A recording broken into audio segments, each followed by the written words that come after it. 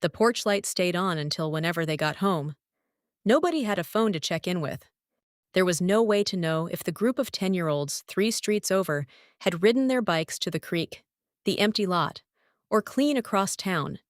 And mostly, nobody worried about it until the streetlights came on and it was time to head back. Ask someone who grew up in that decade what their childhood felt like, and you rarely hear about the gas lines, the economic uncertainty, the news footage adults were actually watching. You hear about freedom, long stretches of unsupervised time, boredom nobody rescued them from, and a kind of independence that would look almost unthinkable to a parent today.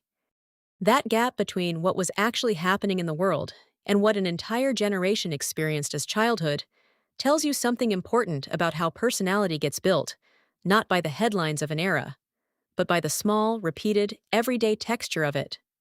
And once you understand what that specific texture was, certain traits that show up again and again in people from this generation stop looking like coincidence and start looking like the predictable result of exactly how they were raised.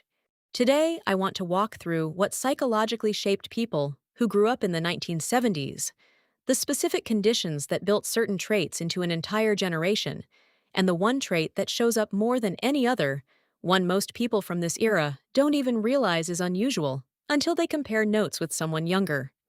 The first thing that shaped this generation, almost more than anything else, was unsupervised time, and an enormous amount of it. Kids left the house after breakfast and weren't expected back until dinner, with no check-ins, no tracking, no way for a parent to know exactly where they were for hours at a stretch. This produced something psychologists call self-directed problem solving, essentially, the muscle that gets built when a kid has to figure things out without an adult stepping in to smooth over every conflict or difficulty. A disagreement with friends over whose turn it was got resolved by the kids themselves because there was no adult nearby to mediate it. A bike chain that came off got fixed, badly, by an 8-year-old with no instructions, because walking home to ask for help wasn't really an option. This constant low-stakes problem-solving, repeated thousands of times across a childhood, built a kind of practical resourcefulness that's harder to develop when adults are consistently present to intervene. Here's where it gets interesting. That same unsupervised freedom also came bundled with a tolerance for boredom that almost no generation since has had to develop in quite the same way. There was no screen to hand a bored child, no on-demand entertainment sitting in every pocket. Boredom simply had to be sat with until it eventually turned into something else, usually some invented game, an exploration of the nearby woods, a completely unstructured hour that produced nothing measurable and wasn't supposed to.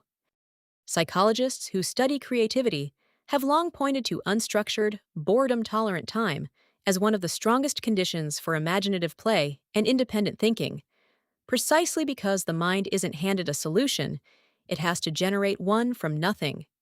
This is part of why people from this generation often describe a specific kind of restlessness with constant stimulation later in life, not because they're incapable of enjoying modern entertainment, but because their baseline expectation of what an empty afternoon should feel like was built during a childhood that never handed them an escape from it.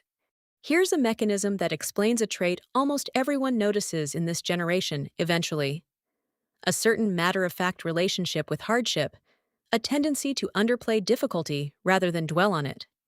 Growing up during a decade defined by real economic instability, gas shortages, high inflation, factory closures, meant that financial and logistical difficulty wasn't hidden from kids the way it sometimes is today.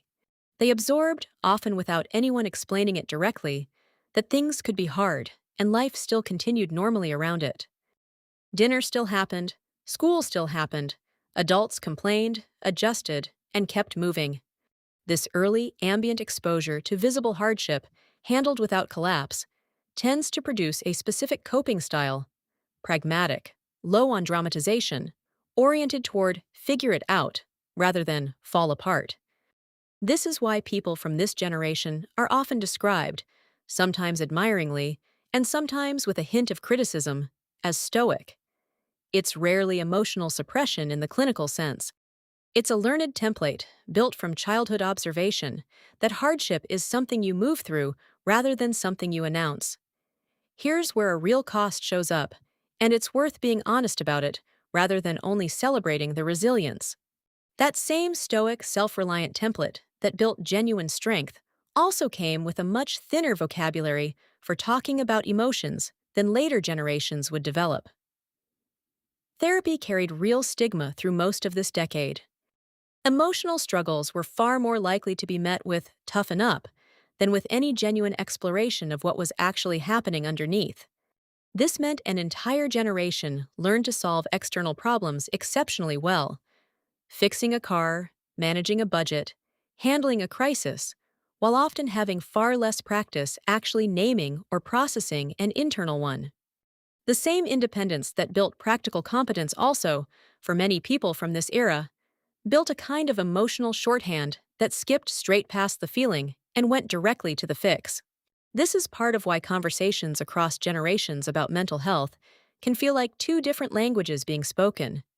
Not because one side doesn't care, but because one side was never given the vocabulary the other side takes for granted. Before we get to the central pattern underneath all of this, one thing is worth being clear about.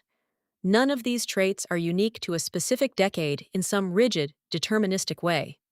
Plenty of people from every generation develop resourcefulness, tolerance for boredom, and pragmatic coping through completely different circumstances.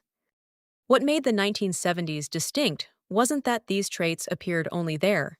It's that the specific conditions of that decade, unsupervised time, economic hardship handled openly but without drama, an absence of digital distraction made these traits nearly universal rather than occasional, built into an entire generation almost by default rather than by individual choice.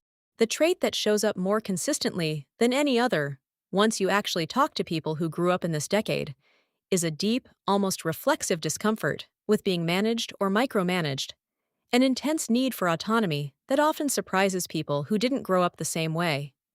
A childhood spent almost entirely outside adult supervision builds an expectation that competence gets demonstrated through independent action, not through checking in, asking permission, or working under close oversight. This shows up decades later in workplace preferences, relationship dynamics, even in how someone responds to being given detailed instructions for a task they already know how to do. People who grew up in the 1970s often didn't choose this trait consciously. It was built, almost silently, out of thousands of afternoons spent solving small problems entirely alone, with nobody checking whether they'd figured it out the right way. So no, the porch light staying on late into the evening wasn't really about freedom for its own sake.